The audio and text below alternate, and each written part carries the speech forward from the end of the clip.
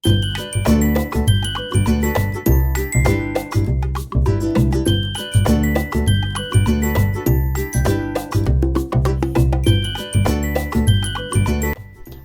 আপনাদেরকে সকলকে একটি নতুন ছোট্ট মিনি ব্লগে স্বাগত জানাই।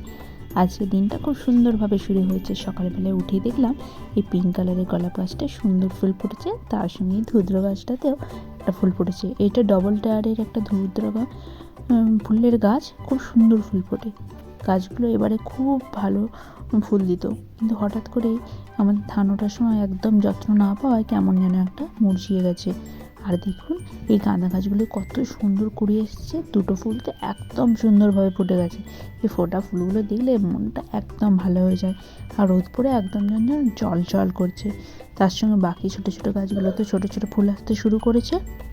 চন্দ্রমল্লিকা, জবা, গোলাপ, গাঁদা সমস্ত গাছই ছোটো ছোটো কুড়িয়ে আসতে শুরু করে দিয়েছে। দেখুন ফুলগুলো আস্তে আস্তে ফুটতেও শুরু করেছে। চন্দ্রমল্লিকা গাছে আমাদের ওই যেগুলো অনেকগুলো করে থাকে সেই ধরনের টাইপের, এই প্রচুর প্রচুর কুড়িয়ে এসেছে, কিন্তু এখনো পর্যন্ত ফুল একটাও ফোটেনি। আর গোলাপ গাছগুলোতে প্রচুর কুড়িয়ে এসেছে, কিছু কিছু ফুল ফুটতেও শুরু করে দিয়েছে। এটা পিঙ্ক আর একটু হোয়াইট ঘেঁষা, একদম মিক্সড কালার টাইপের বাই কালারের একটা ফুল, সেগুলো তো প্রচুর কুড়িয়ে এসেছে, একটা দুটো করে ফুটছে। আর এই কাগজ ফুলের গাছটা, এটা ওই পিঙ্কিশ কালারেরই, তিনটে কালারের আমাদের আছে। একটাতে তো ফুল ফুটে ঝরে গেছে, এটাতে আবার থোপা থোপা করে আসতে শুরু করেছে। বেশি পরিমাণে ফুটছে না, অল্প অল্প ফুটছে, অল্প অল্প গাছে কুড়িও দেখতে পাওয়া যাচ্ছে। আস্তে আস্তে গাছটা পুরো যখন ফুলে ভরে যাবে তখন পাতাও দেখতে পাওয়া যায় না, প্রচুর পরিমাণে ফুল ফুটে এই গাছটায়। আর আজকে দুপুরে দেখুন খাবার নিয়ে চলে এসেছি। আজকে দুপুরে থালি সাজিয়েছি, রয়েছে গরম গরম ভাত, তার সঙ্গে রয়েছে একটা মাছ ভাজা।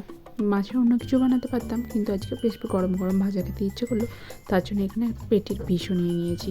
বাকি সবজিগুলো ঝটপট করে সাজিয়ে নেবো।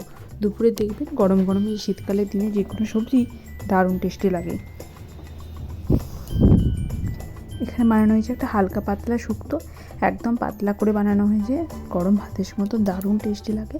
আর এই শীতকালের দিনে সমস্ত টাটকা টাটকা সবজি দিয়ে শুক্তো বানালে সেটা টেস্ট হয় একদম অনবদ্য। তার সঙ্গে রয়েছে কুমড়োর তরকারি, বেশ ঝাল ঝাল করে আলু দিয়ে কুমড়ো দিয়ে সেই সবজিটা বানানো হয়েছে, খেতে দারুণ লাগে। তার সঙ্গে এটা তো রুটি তরকারি, যে কোনো লুচি সমস্ত কিছুর সঙ্গে কুমড়ো ভালো যায়, আর তার সঙ্গে ভাতেতেও খুব ভালো লাগে। আর রয়েছে টক, এটা কামরাঙা, মূলো, গাজর সমস্ত কিছু দিয়ে একটা দারুণ সুন্দর টক বানানো হয়েছিল।